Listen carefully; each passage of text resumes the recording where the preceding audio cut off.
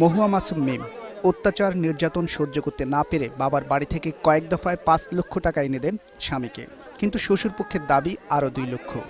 সময় মতো এই টাকা দিতে না পারায় শেষ পর্যন্ত স্বামী বাবু এবং শাশুড়ি জাহানারা তাকে হত্যা করে বলে অভিযোগ করেন স্বজনরা। গলায় টিপি দিয়ে মারছে আর এরা বলছে ফাঁসি দিছেন না বাবা, ওর গলায় টিপি দিয়ে মারছে। মারার পরে ওর মা ওকে লাশ গুম করার জন্য এমন জায়গায় নিয়ে গেছে যে আমরা খবরটা বন্ধ, যে আমরা মেয়ের গার্জিয়ান কোনো কেউ খবরটা না, আমরা উড়াল তো খবর পাইছি। কিভাবে মারছে ওরা, আমরা কিছু চাই না, আমরা ফাঁসি চাই। গেল ১৬ ডিসেম্বর পরিবারের সদস্যদের জানানো হয় মিম অসুস্থ হয়ে হাসপাতালে, কিন্তু তাকে দেখতে গেলে মিমের মাকে মারধর করে বের করে দেয়া হয়। ২ দিন মিমের মৃতদেহ আইসিইউতে রেখে দেওয়ারও অভিযোগ তাদের। আমার একটু দেখতে দেন মাইরা আমার রেখে দিচ্ছে, আমার কেরোসিন তেল দিয়ে জ্বালিয়ে দিবার চাইছে, আমার মেয়ের বিচার চাই।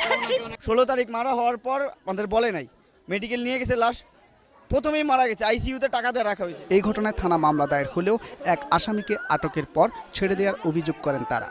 জাহানারা নামে একটা ম্যাডাম আছে, আমি কি তার অ্যারেস্ট করেন? আচ্ছা, তার অ্যারেস্ট করেছি, আপনারা আসেন তাড়াতাড়ি। যাই দিই ম্যাডাম কেউ নাই, শুধু লাশ আর কেউ নাই।